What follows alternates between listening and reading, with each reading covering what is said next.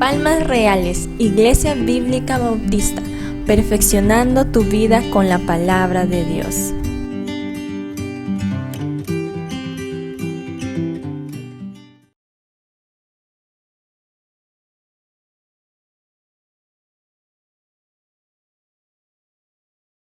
Hoy nos toca ver la bienaventuranza número 6 y la que habla de la limpieza de corazón. Eso es lo que vamos a ver esta mañana. Y en la serie que estamos viendo, este es el sermón número 10 del Evangelio de San Mateo. Pero la palabra del Señor dice, permítame leer en el capítulo 5 de Mateo, desde el versículo 1, vamos a leer hasta el versículo 8. Hoy nos toca desarrollar el versículo número 8. Así que, pero vamos a leer Mateo capítulo 5, versículo 1 en adelante, solamente para recordar un poquito de lo que estamos estudiando en estos los domingos. Dice así, Mateo 5, 1, dice: viendo la multitud, subió al monte y sentándose vinieron a él sus discípulos. Y abriendo su boca, les enseñaba diciendo: bienaventurados los pobres en espíritu, porque de ellos es el reino de los cielos. Luego en el versículo 4 dice: bienaventurados los que lloran, porque ellos recibirán consolación. Versículo 5, bienaventurados los mansos, porque ellos recibirán la tierra por heredad. Bienaventurados los que tienen hambre y sed de justicia, porque ellos serán saciados. Bienaventurados los misericordiosos, porque ellos alcanzarán misericordia. Y lo que hoy nos toca ver en nuestro sermón, el versículo número 8, donde dice: bienaventurados los de limpio corazón, porque ellos verán a Dios. Dios mediante, nos quedan todavía dos fechas para ver la bienaventuranza número 7, versículo 9, y la bienaventuranza número 8, que es la más larga de todas, que abarca 3 versículos, el versículo 10, 11 y 12. Pero bueno, vamos a ir avanzando conforme el Señor nos permita avanzar. Pero bueno, hoy vamos a estar desarrollando la bienaventuranza número 6, en el versículo 8 que le hemos leído. Bienaventurados los de limpio corazón, porque ellos verán a Dios, dice la palabra del Señor. Solamente para decirle que este versículo habla de personas que con un corazón limpio. Ahora, eso presupone por lógica que tiene que existir un grupo de personas que no tienen el corazón limpio, ¿verdad? Porque el Señor está haciendo una invitación a tener un corazón limpio.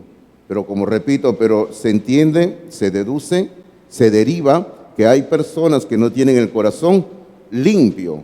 Bueno, esta mañana vamos a estar hablando justamente de esto, sobre cómo tener un corazón limpio, la necesidad de tener un corazón limpio y cómo se va a demostrar en la vida de la persona cuando una persona tiene el corazón limpio. O si usted quiere decirlo así, también puede decirlo, cómo reconocer a una persona que tiene el corazón limpio. Pero bueno, vamos por partes, y si usted mira en sus apuntes, usted habrá notado de que hemos dividido el sermón de esta mañana en 3 partes y lo hemos hecho planteándonos 3 preguntas. Así que el sermón tiene 3 preguntas que lógicamente van a ser respondidas en esta mañana. Pero la pregunta número 1 dice: ¿por qué es necesario tener un corazón limpio? ¿Por qué es necesario tener un corazón limpio? Ahora, sencillamente también podríamos decir, ¿no? ¿Es necesario tener un corazón limpio? Sí, es necesario tener un corazón limpio.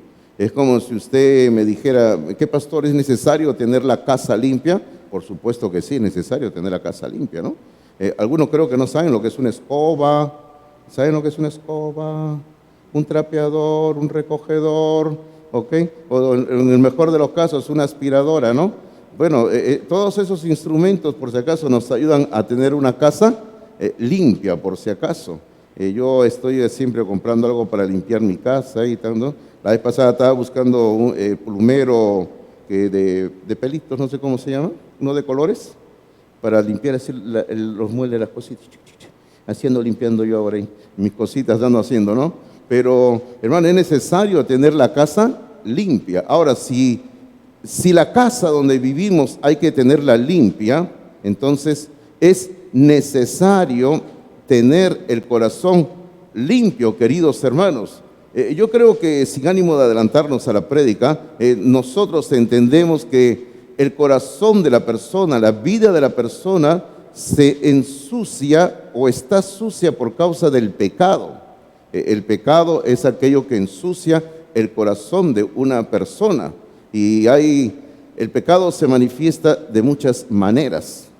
No solamente se manifiesta haciendo daño al prójimo, sino de muchas maneras. Yendo en contra de Dios también, por ejemplo, se manifiesta el pecado.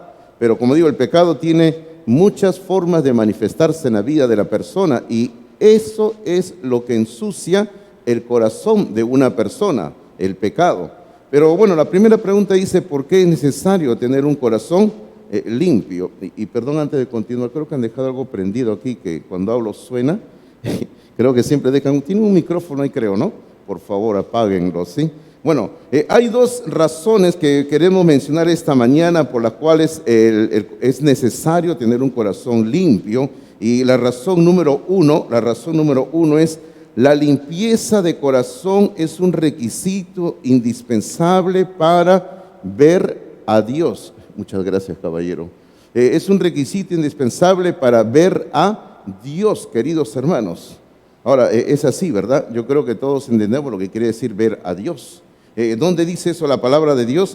Acompáñenme por un momento al libro de los Salmos, en el capítulo número 24. Fíjese que está inmediatamente después de ese maravilloso salmo que es bien conocido, el Salmo 23, que todos conocemos, quizás hasta de memoria, ¿no? Donde habla de el Señor es mi pastor, Jehová es mi pastor. Y el Salmo 23 va terminando hablando de la casa de Dios. En la casa de Jehová estaré por largos días. Pero el Salmo 24, observe usted cómo se plantea algunas interrogantes, ya que si queremos ir a la casa de Dios, el versículo número 3 dice así. Versículo número 3 del Salmo 24 dice: ¿quién subirá al monte de Jehová? Ahí está. Y ojo, con el capítulo anterior dice que en la casa de Jehová estaré por muchos días. Y ahora viene la pregunta y dice: ¿quién subirá al monte de Jehová? O sea, ¿quién va a ir a la casa de Jehová? Y luego hay una segunda pregunta que dice: ¿y quién estará en su lugar santo? Buena pregunta, ¿verdad? Ahora, esto más se recuerda mucho a la pregunta que le hizo el carcelero de Filipos a Pablo y a Silas cuando salieron ellos de la cárcel, y este hombre que les preguntó le dijo: señores, ¿qué debo de hacer para ser salvo? Y yo siempre he dicho, Pablo no respondió diciendo, Pablo no dijo tienes que bautizarte en agua, o tienes que ir a la iglesia, o tienes que dar dinero, o tienes que hacer un peregrinaje hasta no sé qué virgen, hasta qué cerro para cargar una cruz. No le dijo nada de eso, sino ¿cuál fue la respuesta de Pablo? Cree en el Señor Jesucristo y serás salvo tú y tu casa. Entonces aquí encontramos una respuesta también muy similar. Fíjese que en el versículo 3 dice, ¿quién subirá? Y luego el versículo 3, la segunda pregunta dice, ¿y quién estará? Y la respuesta en el versículo 4 es, el limpio de manos y puro de corazón. Muy similar a la bienaventuranza que estamos estudiando, porque la bienaventuranza dice, bienaventurados los de limpio corazón, porque ellos verán a Dios. Y aquí está diciendo lo mismo, ¿quién va a subir al monte de Jehová? ¿Quién va a entrar al cielo? Si usted quiere decirlo así. Dice, el limpio de manos y puro de corazón. Y luego le añade algunos detalles a esto. Dice el versículo 4, dice, el que no ha elevado su alma a cosas vanas, ni jurado con engaño. Ahora, entonces, ver a Dios es sencillamente cuando se produce la muerte física, que algún día todos vamos a experimentar tarde o temprano, porque ese es algo inevitable, salvo que el Señor venga antes y nos lleve a su presencia, ¿verdad? Pero cuando se produce la muerte física, en ese momento el creyente en Cristo Jesús se le abren las moradas celestiales y va a tener comunión directa con Dios por toda la eternidad. Y según la palabra de Dios dice que va a ver el rostro de Dios cara a cara por siempre, ¿verdad? Esa es la promesa que tenemos en la palabra de Dios. Si usted es rápido con la Biblia, acompáñeme al último libro de la Biblia, donde usted va a encontrar en el capítulo 22, justamente también el último capítulo de la Biblia, el capítulo 22 de Apocalipsis, donde se habla, bueno, el capítulo 21 ya comienza a hablar del cielo. Si usted quiere saber cómo es el cielo, yo le animo a que usted lea el capítulo 21 y el capítulo 22 de Apocalipsis. Porque a veces algunas personas dicen, yo no quiero leer el Apocalipsis porque me da miedo, es un libro de terror, juicio, destrucción, muerte. Pero no hay todo eso, por si acaso. Por ejemplo, si usted lee Apocalipsis capítulo 4 y el capítulo 5, describen la gloria de Dios en el cielo. El capítulo 4 y capítulo 5 de Apocalipsis. Y de ahí, pásese a leer el capítulo 21 y el capítulo 22 de Apocalipsis, donde se describe cómo es el cielo, un lugar maravilloso. Cuando usted lee el capítulo 21 y 22 de Apocalipsis, ya no va a querer vivir aquí en la tierra, ya. Va a querer dejar su casa, todo, y usted va a decir, me quiero ir al cielo, ¿no? Un lugar maravilloso. Pero el capítulo 22 de Apocalipsis, donde sigue describiendo el cielo, mire lo que dice el versículo 1 y el versículo en adelante. Dice, después me mostró un río limpio de agua de vida, resplandeciente como cristal, que salía del trono de Dios y del Cordero.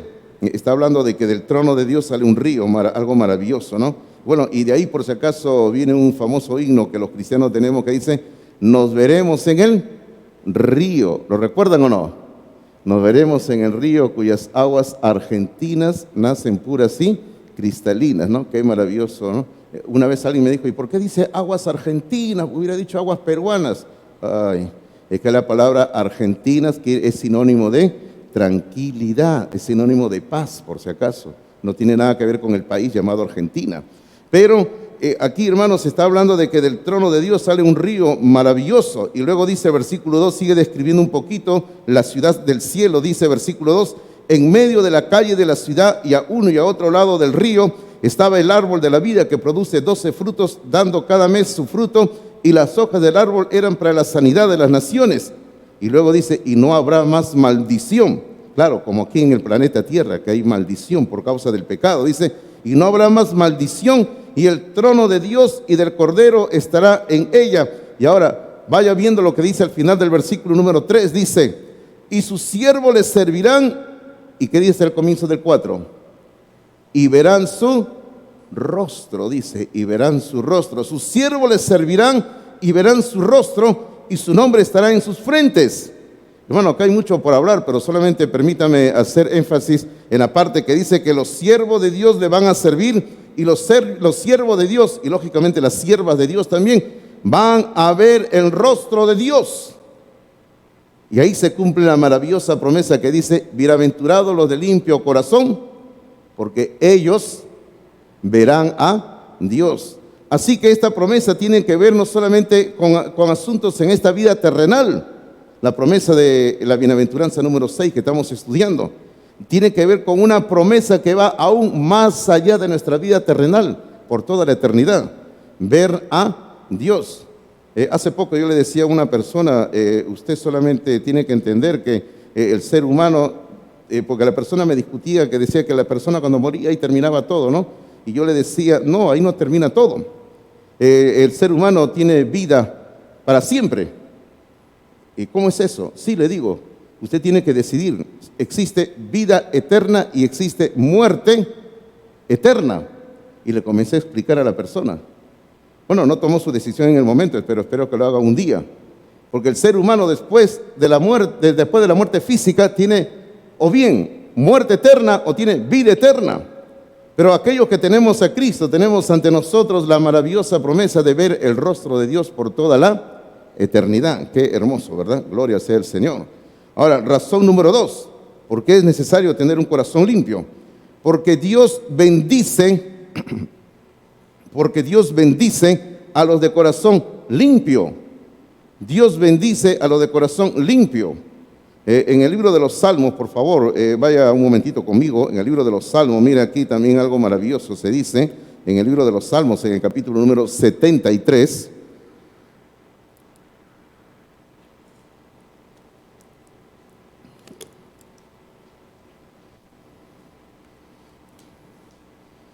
En el libro de los Salmos, por favor, en el capítulo número 73, en el versículo número 1, 73:1, dice así, dice, ciertamente es bueno Dios para con Israel. Y ese es cierto, Dios es bueno, no solamente para con Israel, sino para con todo su pueblo, para con toda su gente, por decirlo así. Y luego, la segunda parte del versículo 1 que estamos leyendo hace una aclaración o una precisión, por decirlo así. Dice que Dios es bueno para con los limpios de corazón. Dios es bueno para con los limpios de corazón. ¿Qué quiere decir eso? Lo que estamos viendo en el libro de Mateo capítulo 5, versículo número 8, ¿verdad? Donde dice, bienaventurados los de limpio corazón, porque ellos verán a Dios. Y aquí este versículo número 1 del Salmo 73 dice que Dios es bueno para con los de limpio corazón. Cuando se habla de la bondad de Dios, se está hablando de la provisión de Dios. Se está hablando de la bendición de Dios. Se está hablando de lo que Dios nos da por su amor, por su gracia, por su misericordia. Ahora, hay bendiciones que de forma natural, permítame usar la palabra que de forma natural, porque no encuentro otra palabra para expresarlo, pero hay bendiciones que de forma natural Dios imparte a toda la humanidad. Por ejemplo, ¿qué bendiciones Dios le da en forma natural a toda la humanidad? Por ejemplo, Dios le da a todos trabajo, Dios le da vida, Dios le da salud física. Aún el Señor Jesucristo dijo en Mateo capítulo 5, versículos 44 y 45, Mateo capítulo 5, versículos 44 y 45, Cristo hablando sobre cómo es que Dios bendice a todos los hombres, tanto a los buenos como a los malos, dice así en Mateo 5, 44, 45, dice, pero yo os digo, amad a vuestros enemigos, bendecid a los que os maldicen, haced bien a los que os aborrecen y orad por los que os ultrajan y os persiguen. Y luego dice, para que seáis hijos de vuestro Padre que está en los cielos, que hace salir su sol sobre malos y buenos, y que hace llover sobre justos e injustos. Pero mire lo que dice Jesucristo en este versículo 45 de Mateo capítulo 5, 5:45 de Mateo dice, la segunda parte del versículo 45 dice, que el Padre hace salir su sol. Hermano, ¿el sol de quién es? El sol es de Dios, por si acaso. Y Dios hace salir su sol, dice, sobre malos y buenos, y que hace llover sobre justos e injustos. ¿Qué quiere decir esto? Quiere decir de que Dios en su gracia, en su misericordia, bendice a toda la humanidad. Oh, si eso lo entendieran todos, el asunto sería distinto, ¿verdad? Hay personas que a veces creen que tienen lo que tienen porque yo me esforcé. Es cierto, el ser humano tiene que participar trabajando también, ¿verdad? Uno tiene que esforzarse, uno tiene que poner de su parte. Pero uno tiene que reconocer que las fuerzas físicas que tenemos para hacer lo que estamos haciendo vienen de Dios, queridos hermanos. Entonces Dios bendice a toda la humanidad de una forma natural. Pero esto no significa que Dios aprueba todo lo que cada ser humano hace, porque existen millones de seres humanos que andan en sus propios caminos, haciendo no la voluntad de Dios, sino su propia voluntad, andando en caminos de pecado. Por ejemplo, mire usted, yo no sé si usted sabía, pero cuando en una familia, en un matrimonio, uno de los cónyuges o un miembro de la familia es cristiano, la Biblia nos enseña que Dios derrama bendición a través de esa persona creyente. Eso lo dijo Pablo cuando escribió la carta a los Corintios. Pablo dijo de que a causa de uno que hay en la familia, dice, el esposo es santificado, los hijos son santificados. No está hablando de salvación, está hablando de bendición. Está hablando que por causa de uno de los cónyuges que es cristiano, ese hogar es bendecido. O a causa de que un miembro de la familia es cristiano, ese hogar es bendecido. A veces algunas personas reniegan cuando su cónyuge se convierte a Cristo, ¿no? Y dicen, ay, ya te han lavado la cabeza, estás yendo a esa iglesia, que por acá, que sí, que por acá. O al hijo o la hija le impiden seguir los caminos de Dios. ¿Sabe algo? Más bien usted, si me está oyendo, usted que no cree en Dios todavía y reniega porque su cónyuge, su hijo, su hija se convirtió a Cristo, más bien usted debe darle gracias a Dios. Porque a través de él o de ella, Dios va a bendecir su hogar. Es lo que la palabra de Dios dice, y Dios nunca miente, por si acaso. Yo siempre he dicho en forma de broma, cuando leo el Salmo 133, cuando le he enseñado a ustedes el Salmo 133, donde habla de que la bendición de Dios, dice, desciende, y dice que es como en el monte Hermón. El monte Hermón es un monte que está al norte de Palestina, donde desciende la lluvia y se forma también la nieve, y de ahí la nieve se derrite y va bajando las aguas y se forma el río Jordán. Pero bueno, entonces dice, pero también el Salmo 133 dice que es como cuando desciende el aceite que se echó sobre la cabeza de Aarón, dice, desciende sobre la barba de Aarón, dice. Bueno, Aarón debe haber tenido una luenga barba, ¿no? Una barba bien grande, larga, por lo visto. Y dice que desciende el aceite así y se derrama. Y yo siempre en broma he dicho, cuando Dios bendice a una persona, es como la barba de Aarón que desciende. Y usted imagínese la barba de Aarón llena de aceite cuando la movía así. Todo lo que están alrededor le salpica, ¿sí o no? O sea, la bendición que Dios derrama salpica, por decirlo así, ¿verdad? Cae a los demás. Y permítame decirle, no, hace poco mi hija, como siempre, bañó a su perro. Y sabe usted lo que hacen los perros cuando son bañados, ¿no? Y mi hija lo soltó y no había dicho, y el perro entró a mi dormitorio y... Ya si usted puede imaginar lo que yo le dije a mi hija, ¿no? Me ha bendecido el perro, dije yo, ¿no? Pero hermano, pero Dios bendice grandemente. Ahora, pero si Dios bendice a toda la humanidad por su misericordia, por su gracia, le quiero decir esta mañana de que la bendición que Dios derrama sobre sus hijos y sobre sus hijas es totalmente distinta, es diferente. Por ejemplo, tenemos el caso de José. ¿Quién fue José? José, ustedes lo conocen en el libro del Génesis. Hace más de una semana atrás estuvimos estudiando los días miércoles en el estudio que estamos haciendo de la historia. Usted puede ver esos cuadros a los costados, ¿no? La historia eterna, la historia secundaria, la historia primaria, y acá está la historia de Dios. Estamos estudiando los días miércoles un curso interesante de la historia. Todos pueden venir por si acaso, es abierto para todos los miércoles aquí en la sala. Es un curso que dura 31 semanas. Recién hemos hecho 5 semanas, o sea que nos quedan 26 semanas todavía por delante. Pero hace poco hemos estado estudiando de José y la Biblia dice que José, usted sabe, fue vendido por sus hermanos. José llegó a estar en una posición de prominencia en el país más poderoso de aquel entonces, Egipto. Y José, cuando llegaron sus hermanos, José tenía la oportunidad de vengarse del daño que sus hermanos le habían hecho, porque esa es la reacción natural, ¿verdad? Si me hiciste mal, yo te hago más mal todavía. ¿Así o no? Así pensamos nosotros. Pero bueno, José, gracias a Dios que no pensaba como nosotros. Entonces José, ¿qué hizo? Más bien él buscó que ayudara a sus hermanos, pero todavía sus hermanos no sabían que él era José. Así que en uno de los viajes que ellos hicieron, José les dio un banquete. Y la palabra de Dios dice en Génesis capítulo 43, permítame solamente, yo voy a leer los versículos para que usted, le voy a dar las citas, ¿ya? Y la Biblia dice que cuando ellos llegaron en el versículo 33, José los acomodó a sus hermanos de acuerdo a la edad que tenían.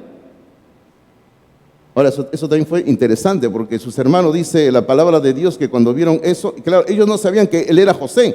Y dijeron, ¿cómo este hombre sabe quién es el mayor, quién es el segundo, quién es el tercero? Porque recuerden que ellos eran, aparte de José, eran 11, ¿verdad? Entonces ellos, ¿cómo sabe? Y ellos decían, este hombre tiene poderes. Porque recuerden la copa de José antes, ¿eh? Recuerden la copa, ¿no? Esa es otra historia. Entonces, todos estaban sentados ahí, y hermanos, y José, por lo visto, de acuerdo a la costumbre egipcia, había colocado una mesa muy parecida a la que tenemos en casa nosotros, y él había comenzado colocando a su hermano mayor, y así, y el último estaba acá. O de repente fue así, yo no sé, ¿no? Pero bueno, el último estaba al lado de José. Y la Biblia dice que comenzaron a repartir la comida, y cuando llegaron al último de los hermanos, que se llamaba Benjamín, y que era el hermano de padre y madre de José, era su hermano de padre y madre. Los demás no eran hermanos de padre y madre, solamente eran hermanos de padre, nada más. Y Benjamín era el único que era su hermano de padre y madre. La Biblia dice en el libro de Génesis, capítulo 43, versículo número 34, dice que José a Benjamín le dio 5 veces más que cualquiera de sus hermanos. Ahora, ¿usted se puede imaginar en un banquete? Cuando te traen a ti un buen plato de comida con tu buen trozo de chancho, con tu buena papa, con tu buena zarza ahí, con esto ahí, así abundante, ¿no? Y tú estás contento, y al rato llega y al otro le dan no un plato, sino una fuente le dan, hermanos míos. ¿Usted cómo se queda? Usted se queda, ¿cómo decimos los peruanos? Picón, ¿sí o no? Así decimos, se queda picón. Entonces, ¿cómo estarían todos picones ante el hecho de que el último, el menor, estaba recibiendo 5 veces más? Ahora, y si usted sigue leyendo la historia después, dice que José le dio dinero a sus hermanos, pero a su hermano le dio 300 veces más. Hermano, eso era algo único. Entonces yo digo, hermano, esa es la forma en que Dios bendice a sus hijos. Así los bendice. Y yo escribí acá en mis apuntes personales, dije así: el Señor, cuando bendice a sus hijos, lo hace de una forma muy especial, única y distinta a la forma como bendice a los que no son sus hijos. Hermanos, es cierto que Dios le da, por ejemplo, a todos trabajo y salud, pero Dios a sus hijos y a sus hijas les da mucho más todavía. Solamente permítame decirle una cosita de las muchas que Dios nos da. ¿Sabe lo que Dios nos da y lo que el mundo no tiene? Paz. Paz. Nosotros tenemos paz. Y de eso vamos a estar hablando el otro domingo, por eso no hablo más. Pero vamos rápidamente, hermanos, a la pregunta número 2. Pregunta número 2, y no sé la hora, hermano, porque no han puesto el reloj a la hora y lo han dejado a la hora de la semana pasada, cuando se fue la luz, ¿recuerdan ustedes? Y el reloj se ha quedado ahí, yo no sé qué horas son. ¿Qué horas son, Pastor Martín? 4:09, gracias, Pastor Martín. Entonces solamente me quedan 4 minutos, ¿no? Para ser rápido como usted. Muy bien, entonces, pregunta número 2 dice: ¿cómo obtener un corazón limpio? ¿Cómo obtener un corazón limpio? Si en la primera pregunta hemos visto que ¿por qué es necesario tener un corazón limpio? Entonces ahora la pregunta lógica es: ¿cómo obtengo un corazón limpio? ¿A dónde tengo que ir para tener un corazón limpio? ¿Qué debo de hacer para tener un corazón limpio? Bueno, en sus apuntes dice: la limpieza de corazón solo es posible por la regeneración del Espíritu. La regeneración del Espíritu. Ahora, hace algunos años, los días miércoles, hicimos un estudio aquí con los hermanos de nuestra congregación titulado Verdades Claves de la Palabra de Dios. Durante más de un año estuvimos estudiando doctrina, teología con los hermanos de Palmas Reales. Y una de las doctrinas que estuvimos estudiando era la doctrina de la salvación, lo que se conoce como la soteriología. Estuvimos estudiando la doctrina de la salvación y uno de los puntos que vimos ahí es sobre la regeneración. Y ahí estuvimos viendo con detalle sobre esta doctrina de la regeneración. Ahora, lo menciono porque puede ser que algunos de ustedes todavía tengan sus apuntes de aquel curso que llevamos los días miércoles para que usted lo pueda repasar. Pero también me quiero dirigir a aquellos que tienen su Biblia de estudio MacArthur, porque muchos de ustedes tienen su Biblia de estudio MacArthur, ¿verdad? Ahora, si no tienen una Biblia de estudio MacArthur, yo les animo, compren su Biblia de estudio MacArthur. Si no saben qué regalarle a la mamá por su día que ya viene la próxima semana, regálele su Biblia de estudio MacArthur. De pasado lo estudia usted también, pues sí o no. Claro, hermanos, una Biblia de estudio MacArthur es una tremenda inversión que usted puede hacer para toda la vida, por si acaso se lo digo.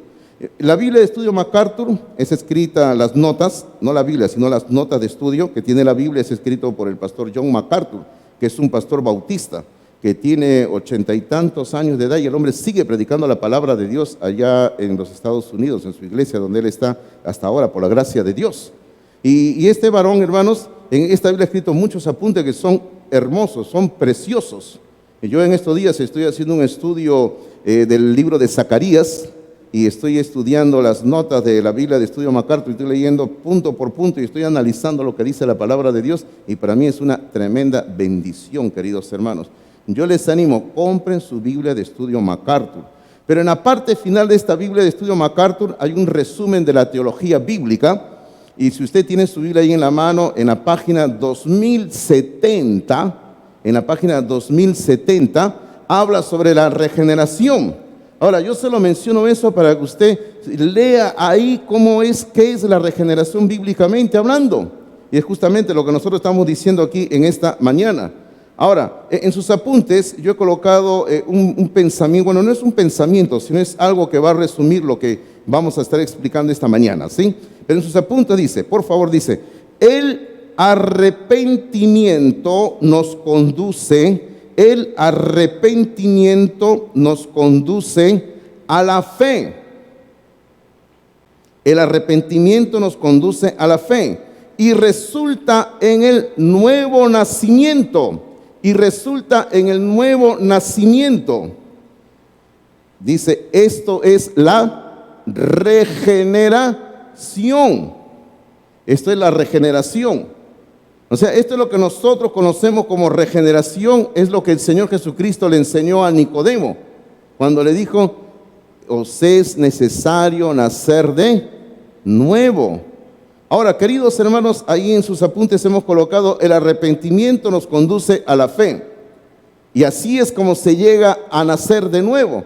Claro, yo sé que teológicamente, porque aquí tengo teólogos sentados entre mí y estoy pasando por alto muchos pasos, muchos detalles. Yo sé que cuando uno se arrepiente, tiene fe, viene la justificación, viene la santificación, viene la adopción, y viene ¿no? Todo eso viene. Y estoy pasando por alto muchos pasos, así que no quiero que me vayan a acusar de que no creo en eso, ¿no? En ninguna manera, sino que es tantas cosas, hermanos, y no podemos abarcar todo, ¿verdad? Pero lo que yo le quiero decir es que lo primero que una persona tiene que sentir y experimentar en su vida para llegar a la salvación es el arrepentimiento. La palabra de Dios dice así en el libro de Hechos, capítulo número 3, versículo número 19. Hechos, capítulo 3, versículo número 19. Hechos, capítulo 3, por favor, versículo número 19. Aquí está predicándose la palabra de Dios ante un buen grupo de personas que están oyendo el sermón que está predicando Pedro después de haber obrado con el poder de Dios la curación de un hombre cojo. Y capítulo 3, en el versículo número 19, dice así Pedro, y fíjese que comienza diciendo el versículo 19, dice, así que, o sea, como en conclusión, así que arrepentíos, ahí está el arrepentimiento, y convertíos, arrepiéntanse y conviértanse para que sean borrados vuestros pecados. Y cuando son borrados nuestros pecados, dice, para que vengan de la presencia del Señor tiempos de refrigerio. Hermano, tiempo de refrigerio podemos entenderlo también como la bendición de parte de Dios. Cuando una persona no tiene el perdón de pecados, no tiene refrigerio espiritual con Dios. Pero cuando una persona sí tiene perdón de pecados, sí tiene refrigerio espiritual con Dios. Pero aquí está hablando del arrepentimiento de pecado, dice este versículo 19, y cuando hay arrepentimiento de pecado, dice el versículo 19, van a ser borrados nuestros pecados. No existe ninguna otra forma ni medio para que el pecado del ser humano sea borrado. La única manera es por medio del arrepentimiento, como el hijo pródigo. Cuando el hijo pródigo se dio cuenta de dónde estaba, se levantó, comenzó a caminar, regresó, y ese hombre experimentó el arrepentimiento de sus pecados. Y como dice en el apunte, dice, el arrepentimiento nos conduce a la fe. Y eso es lo que experimentamos también cuando estamos creyendo en Cristo Jesús en ese momento de la salvación. Comenzamos a desarrollar la fe. ¿Qué dice en Hechos capítulo 15, por favor? En el capítulo 15 de Hechos, por favor, mire usted lo que dice aquí. La palabra del Señor dice así. Y aquí se está llevando a cabo una tremenda reunión y única reunión que hubo en el primer siglo, cuando todos los apóstoles se reunieron juntamente con los líderes más importantes de la iglesia de aquel entonces. Algunos le llaman el Concilio de Jerusalén, ese es el título que está en la Biblia, pero esa palabra concilio no aparece allí en la Biblia, en el capítulo 15.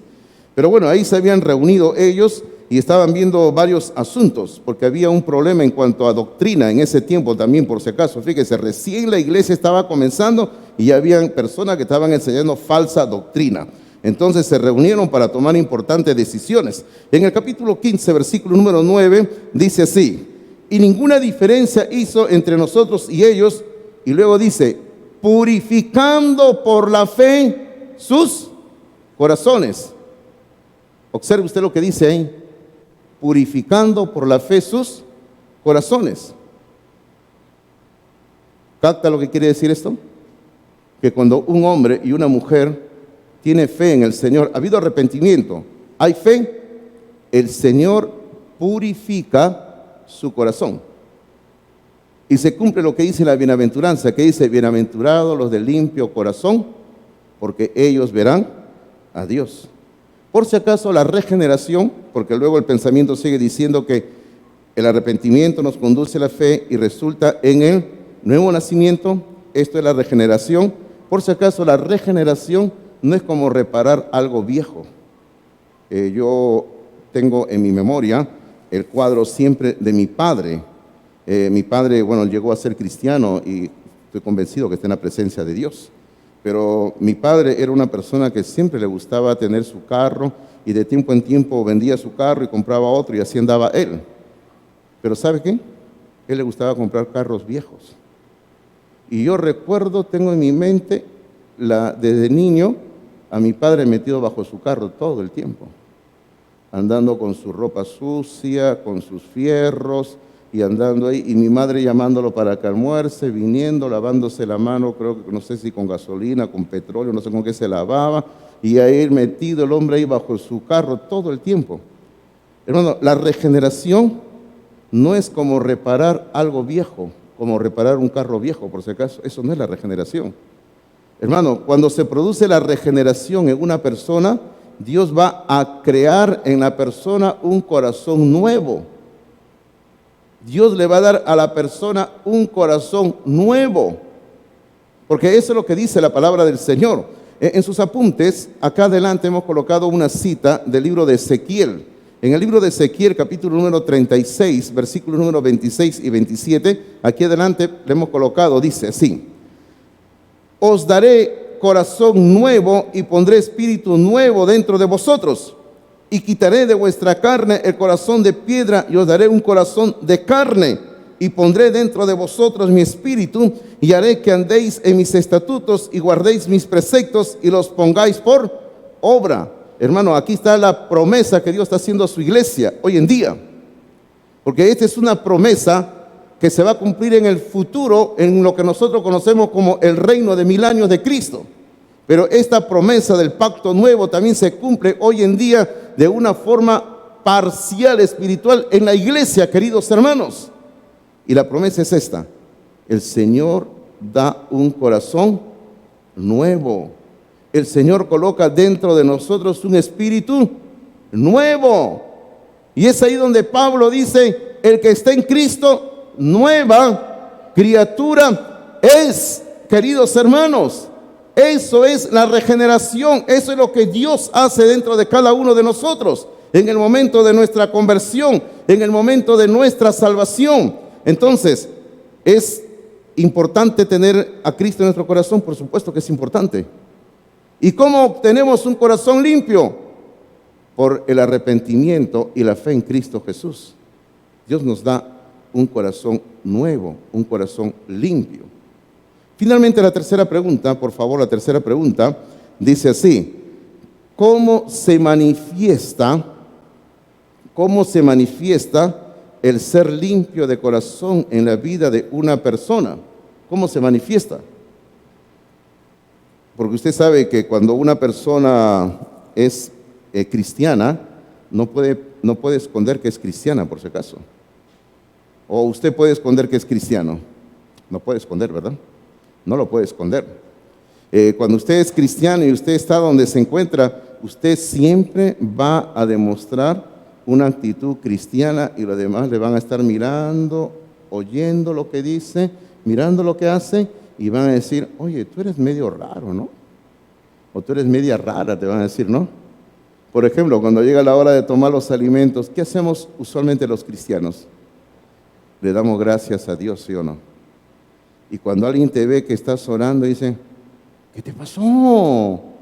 ¿Qué te sucedió? Entonces uno está demostrando que es cristiano. Así tiene que ser. Entonces, cuando una persona, un hombre o mujer, tiene un corazón nuevo, tiene un corazón limpio, ¿cómo se manifiesta esto? Bueno, honestamente, hermano, podríamos mencionar una lista bien larga sobre esto, bien extensa. pero si usted mira sus apuntes, solamente vamos a mencionar 3 nada más, ¿sí? La primera es, número 1, es aquel que es guiado conforme al consejo de Dios.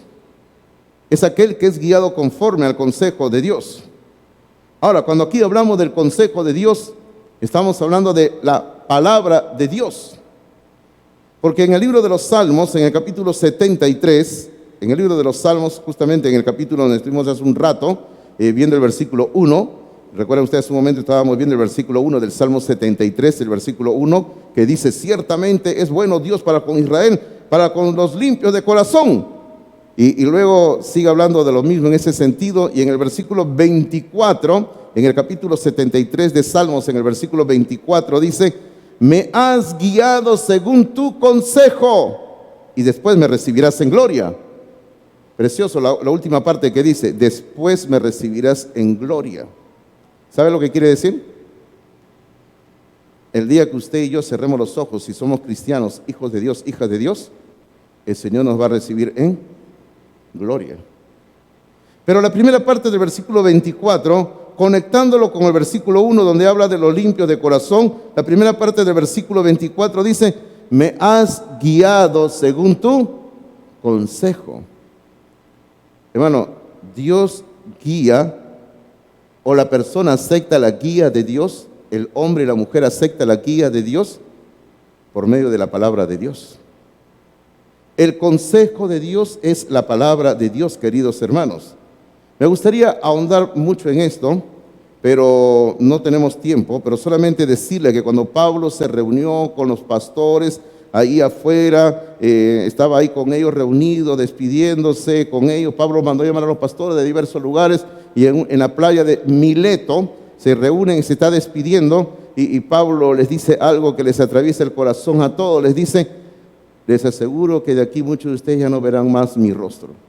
Y todos se pusieron a llorar. Ay, Pablo, imagínense usted, ¿no? Que le diga, ya no me van a ver nunca más, ¿no? Si yo le digo eso a ustedes, ustedes aplauden, ¿no? ¿Ya? Entonces, Pablo está ahí orando con ellos y está despidiéndose de ellos. Y Pablo, queridos hermanos, le está hablando a los pastores que les había estado enseñando la palabra de Dios varios años en ese lugar.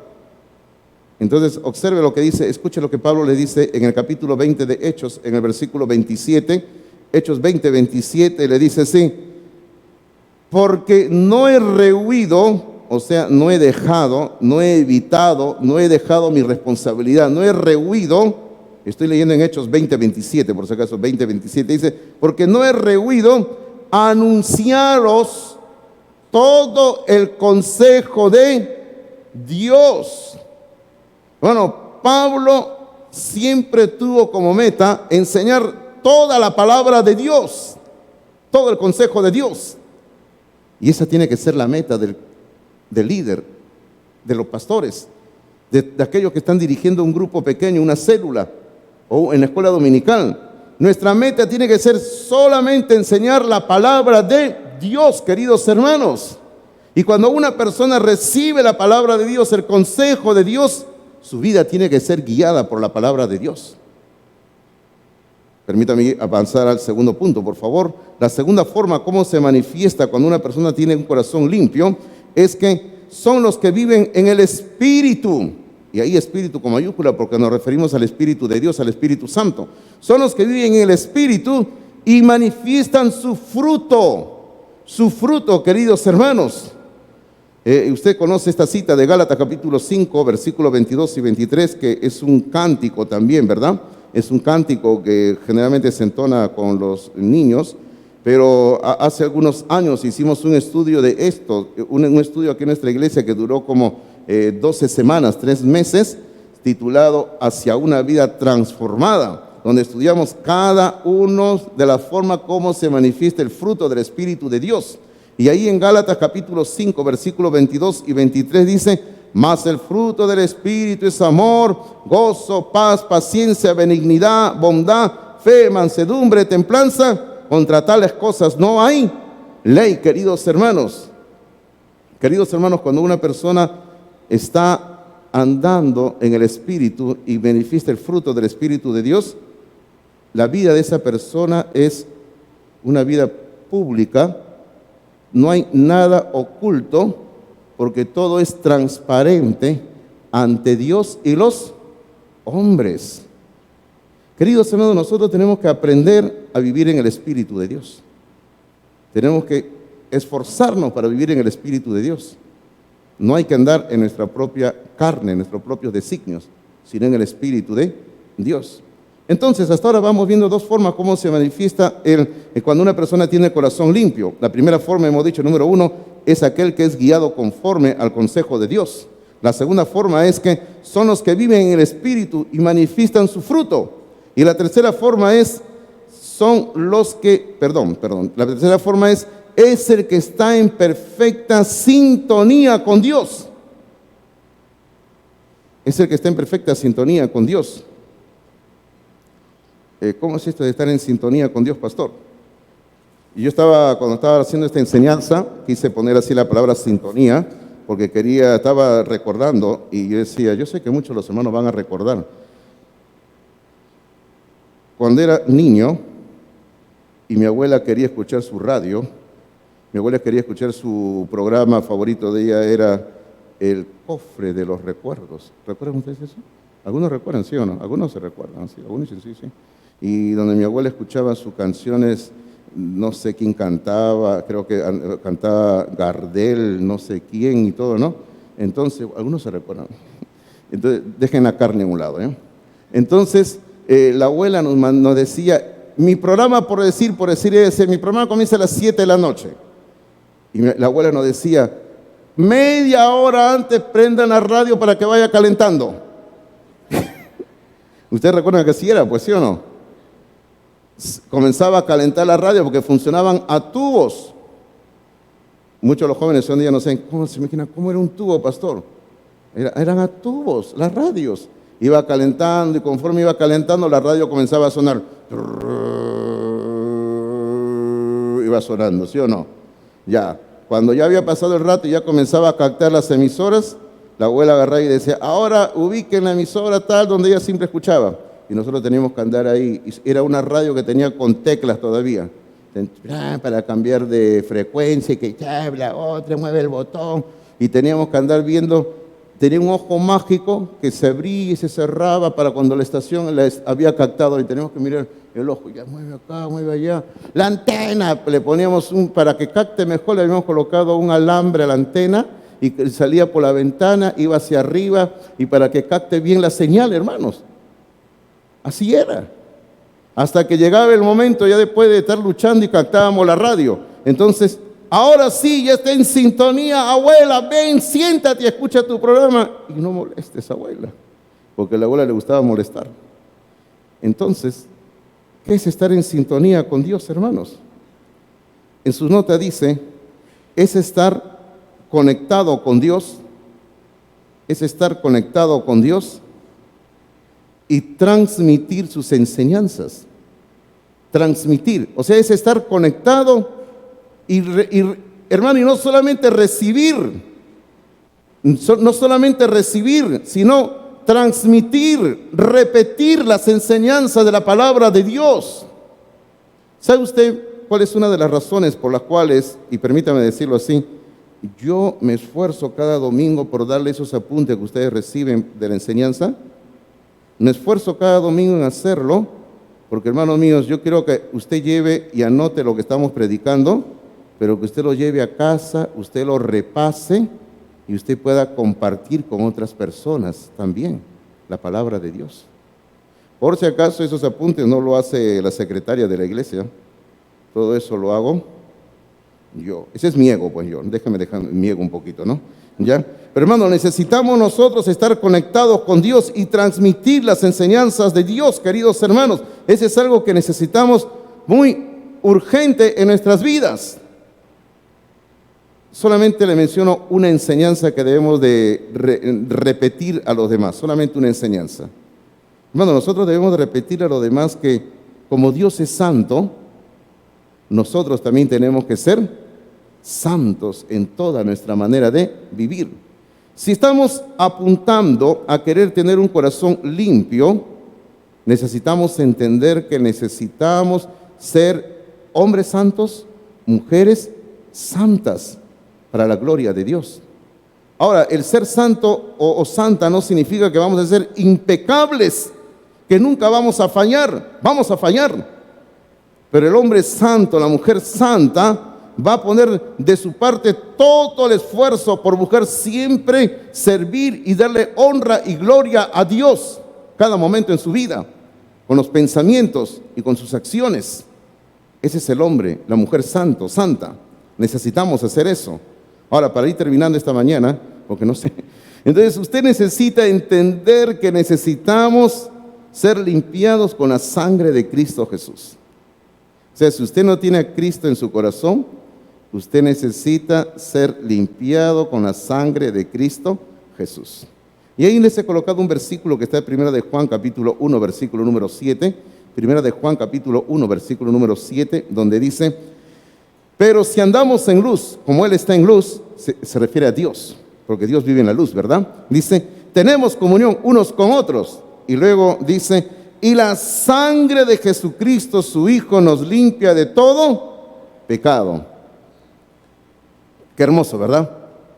La promesa de Dios de que si estamos buscando a Dios, la promesa es: la sangre de Jesucristo, el Hijo de Dios, nos limpia de todo pecado. El otro día estaba recordando un himno que ahorita ya se me fue de la mente, pero no lo pensaba cantar, por si acaso, ¿no?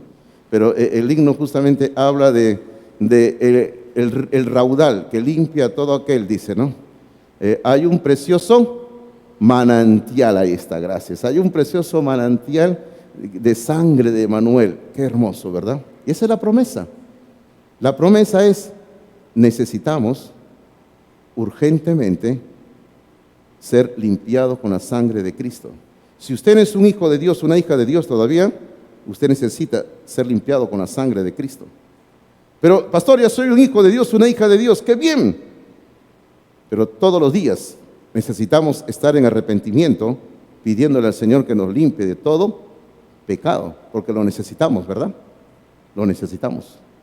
Entonces vamos a orar en esta mañana. Yo le invito a que incline la cabeza, cierre los ojos por un momento y vamos a orar para ir terminando este primer sermón de esta mañana, del primer culto también.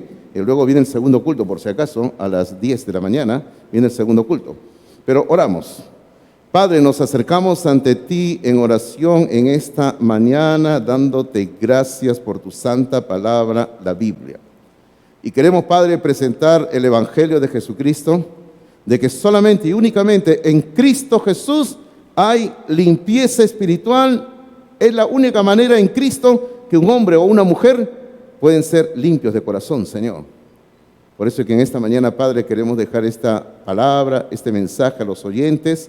Si entre nosotros hubiera alguien que todavía no conoce a Cristo Jesús, que pueda abrir su corazón y venir a Cristo buscando salvación de pecados. En esta mañana, permítame tomar un minuto, un par de minutos en esa actitud que estamos todos, donde yo le quiero decir a usted que si todavía no tiene a Cristo en su corazón, usted necesita limpieza espiritual. Y la limpieza espiritual es a través de la sangre de Cristo Jesús. ¿Quiere usted esta mañana venir a Cristo? ¿Todavía usted no ha tenido la experiencia de la salvación en Cristo Jesús? ¿Quiere usted que alguien hable con usted en privado y pueda usted venir a Cristo Jesús? Si es así, alce su mano y donde se encuentra, y alguien se va a acercar a conversar con usted en privado, van a dialogar y le va a explicar qué es lo que la Biblia nos dice, cómo llegar a Cristo en arrepentimiento, buscando el perdón y en fe en Cristo. ¿Quiere usted esta mañana venir a Cristo? ¿Quiere hacerlo? Bueno, damos por entendido que aún hay personas que están ahí luchando, pero estamos orando por usted. Pero también me dirijo a los que ya somos hijos de Dios, hijas de Dios. Hay que acercarnos a Dios en oración siempre. Hay que buscar siempre limpieza espiritual. Esa limpieza espiritual la necesitamos todos los días. Todos los días necesitamos perdón, limpieza. Perdón, limpieza necesitamos todos los días para ser hombres y mujeres con un corazón limpio. Padre, damos gracias por tu santa palabra, la Biblia. Pedimos, Padre, de que tú nos bendigas grandemente y que tú permitas, Padre, que cada uno de los que estamos acá podamos desarrollar un corazón limpio. que podamos buscar, Señor, tener comunión contigo. Y damos gracias, Padre, por todo lo maravilloso que tú nos das. Oramos en este momento, dándote a ti la gloria y la honra en Jesús. Amén.